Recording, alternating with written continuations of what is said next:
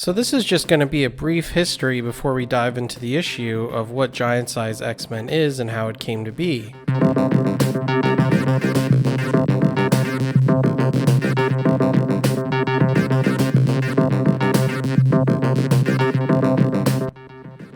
Chronologically, it takes place between X-Men 66 and X-Men 94. Which people may be confused by because, as I've covered already in another video, Neil Adams tries to save the X-Men when he came on the title. Of course, they didn't get the numbers to see how well and good that comic fared till about a year later, so they didn't realize after they canceled X-Men and started reprinting it from issue 66 onward that it actually was being saved by Neil Adams. But of course, by then, he'd already gone to DC.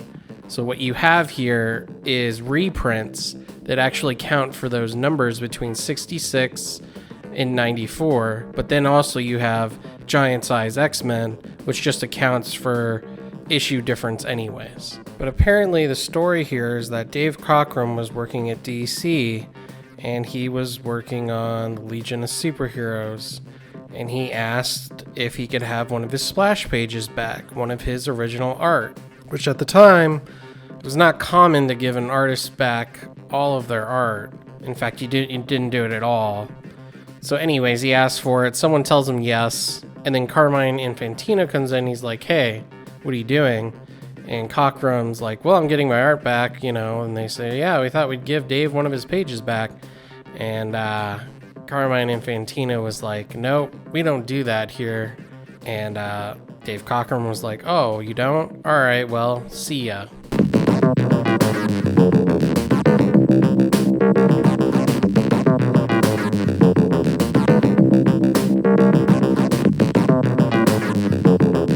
And Cockrum decides to go across the street to Marvel Comics and work for them instead of DC. And in Cockrum's sketchbook, he's already got these characters laid out that he was going to use for a spin-off on Legion of Superheroes called The Outsiders. And in The Outsiders, he was going to use a character by the name of Black Cat. And as you can tell, Black Cat is already the original derivative of what would eventually become Storm. And also in that notebook was a character named Nightcrawler who would run up buildings and howl at the moon, apparently. But they ended up using those for this Giant Size X-Men.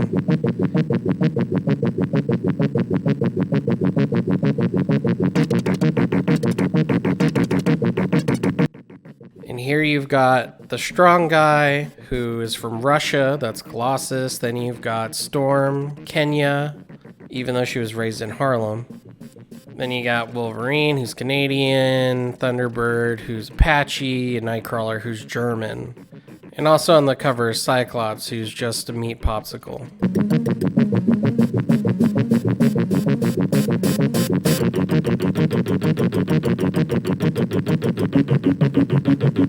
But then the other characters not featured on the cover are, you have Banshee, who's Irish, and you have Sunfire, not Starfire, Sunfire, who's Japanese. And that pretty much makes up your all new, all different X-Men.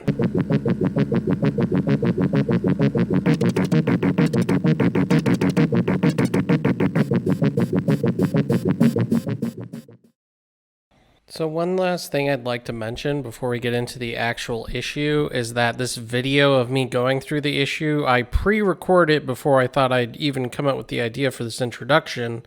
So it may have a couple things that repeat in information, but I thought I'd give you a more visual introduction. I'll try and cut out some of the fat. Secondly, there was another Giant Size X-Men 2 that Cockrum and Chris Claremont were going to do, apparently. And some of it was initially done, but it just didn't come out. Apparently there's a reason for it in the Cockrum Artisan Edition, but I can't simply afford that, so I don't know. But I thought I would put it out there in case you did want more information on this. You can always go buy that book. It's like over $100. And apparently there's stuff in there that tells you all about it. So yeah, let's get into the issue.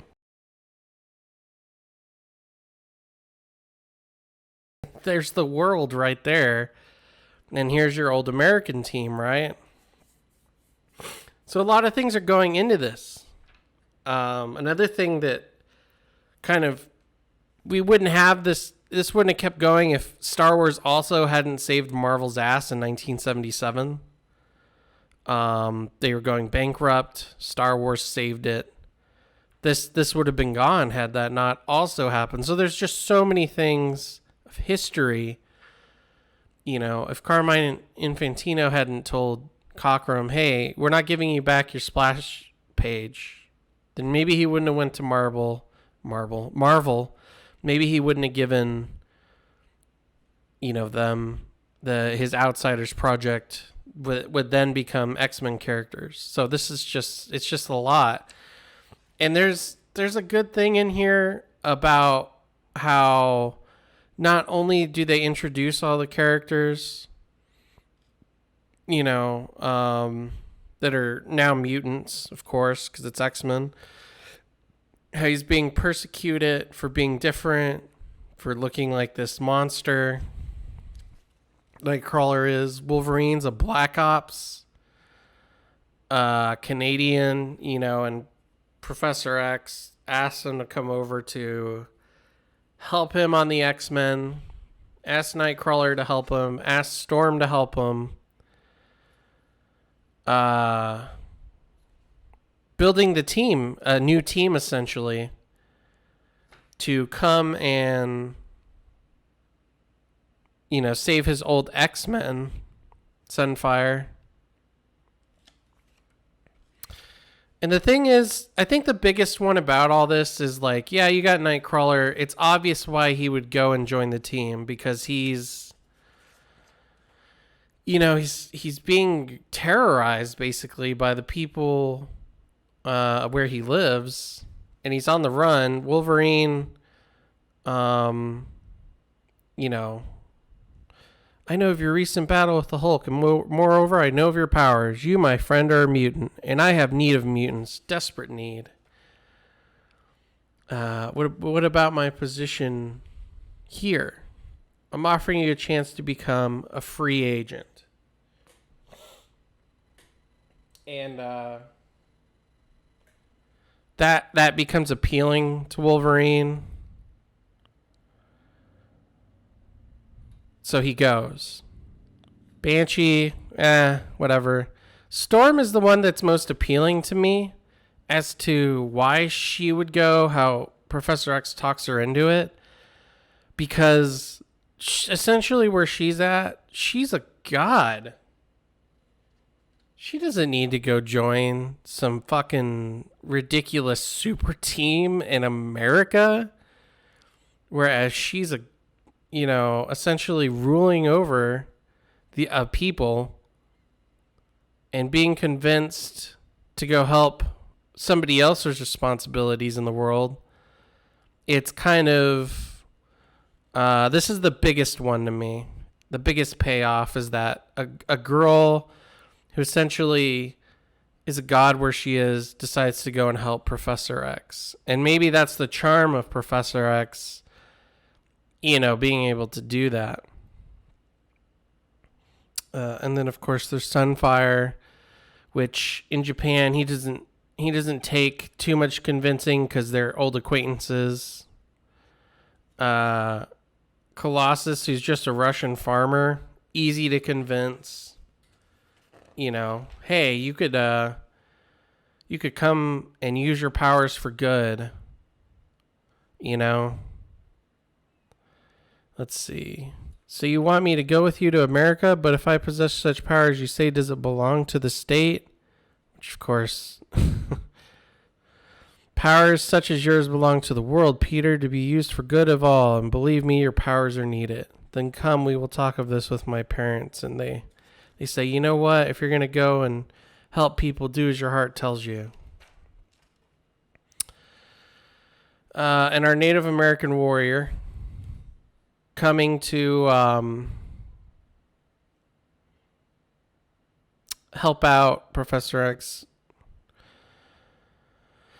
He has something to prove more than he's being talked into this. But they all come, and when there was one, the thing too here is that Sunfire decides, nah, I don't really want to be a part of it. When he gets there, he's like, nah, I'm good. Which is, it's good to build up the dynamic. Not everyone just 100% throws in. Cyclops not really helping. And what he really needs them for is he needs them to go save the other X-Men that he lost on Krakoa, the living island. If you lost these powerful guys, do you think another team of powerful guys is going to help you? I mean, it's a living island, right? But then, of course, we would learn later, what's his name? Ed Brubaker would build on this through Deadly Genesis, that this has happened before, actually, that Professor X had a team even before this team. So it's actually 3 teams in the history of X-Men. And I think on that team, Cyclops' brother led it. But it's a secret that he keeps. Assault Force. So Sunfire takes off. But he goes with them.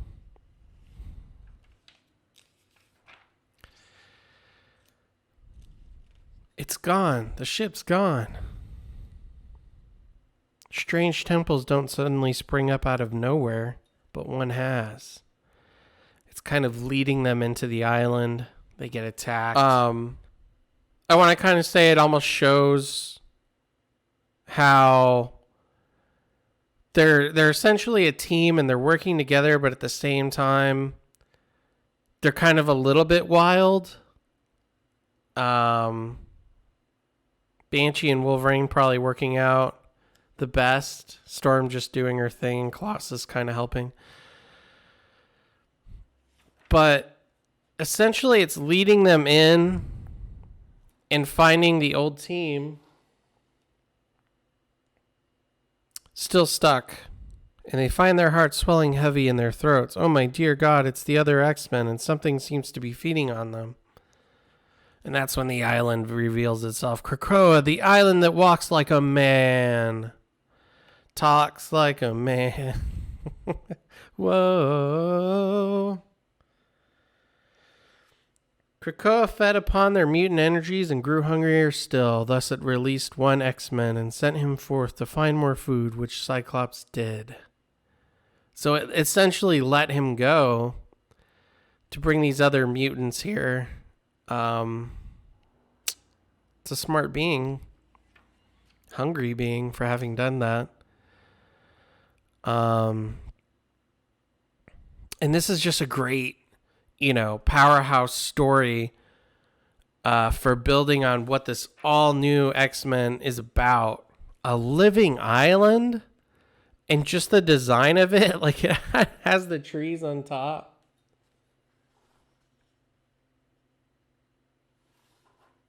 It's pretty rad. I mean, this is the stuff that I dream about writing when doing comic books. And Cockrums art, these small panels, just how much he puts into them, and just the way he draws the X-Men, especially Cyclops. I really love the way he draws the visor. But this is like, pre final design almost of X-Men. It's their designs that work. Like Nightcrawler, for instance, is his character, so he knows that design. He's built on it. There's sketches showing, that they simplified it. Black, white, and red. And his skin's blue. They simplified it.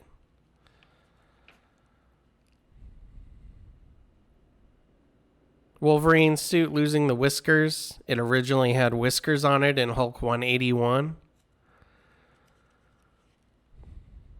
Professor X finally giving in to helping. But look at this. This is the kind of stuff that, you want in your X-Men comic book. You want this stuff. A whole island battling this new team, the old team coming together. I could see why fans would buy into this, you know. Alex, X-Men, Scott's brother.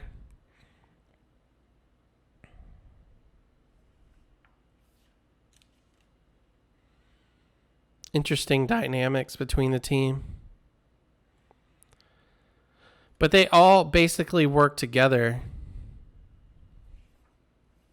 to get the hell out of there. And this is a giant story. I mean, think how big this was for the time. It's just beautiful. Beautifully told as well. The actual island leaving the fucking planet. A whirlpool. It's so much fun. And I think that's the biggest thing about X-Men #1 is it's got stakes. You know, if these X-Men, the original, can be taken over by that planet, what's to say these X-Men can't, right? Scott couldn't figure out how to stop it the first time.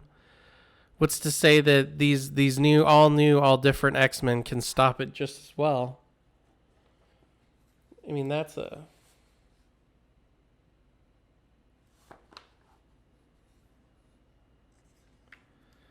But yeah, it ends right there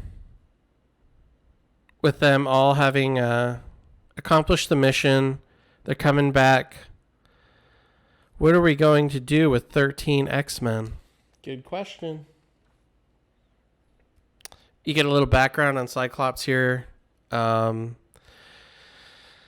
were already kind of doing this, like I said before, in the Neil Adams counterpart. This one has Jean Grey's background in it. So in case you're curious, they have it. Iceman. All you got to do is say man becomes popsicle. You're good. Some interesting drawing here. There it is. There's the Jean one. Of course, I don't know if this was in the original copy because it's like hundreds of dollars, man. This is the facsimile edition, which came out a year or two ago. No, it was 3 years ago, 2019. And it was $5, but you're basically getting the reprint of X-Men #1. These reprints kind of suck because Marvel's not putting any time whatsoever into preserving the beautiful colors of the time. They kind of look just stale in these new reprints compared to the old ones where they looked more vibrant, more vibrant. So that's the only downside, but the history behind this team is just so interesting to me. You know, there's so many things at play into how this thing came to be, and so many conversations and ideas thrown around that, you know, it's hard to overlook the secret history of this X-Men that came after this X-Men. And this is the team that, you know, I cherish the most. I can almost see why this one failed, as it's just not as interesting dynamic-wise as this team would come to be. And especially, I think when Claremont takes over and Kitty Pryde is introduced, that's when it really comes into play, because then you have the kids' perspective on, you know, the adults here. And Kitty Pryde is my favorite X-Men. She always has been, because she's almost my inner child's gateway into joining the team itself, you know. Some of the things she felt are some of the ways I would feel, you know, going into battle, not being able to fathom fighting against these other powerful beings, these mutants. But yeah, that's Giant Size X-Men #1. I gave you a little bit background on the history. I told you about Deadly Genesis. You know, the Brubaker stuff that came later that shows that Professor X had a team before this team. Then this team came. They got stuck on the island. Then this team had to be formed. It's cool stuff, man. The X-Men was the biggest selling comic, I think, for like 20 years. Something crazy like that. This is where it started. That's what it became. Claremont and all the artists that worked under him deserve a round of applause for that. So anyways, I just keep wanting to ramble on about X-Men, but here's the thing. Check it out for yourself. You could probably still buy one of these facsimile editions, and you can still get, the omnibuses, the volumes, all the stuff. You can go back and read the old Neil Adams stuff. It's all there. So yeah, thanks everyone for watching. We'll be back with some more stuff, more X-Men, more everything. Comic books. Have a good day.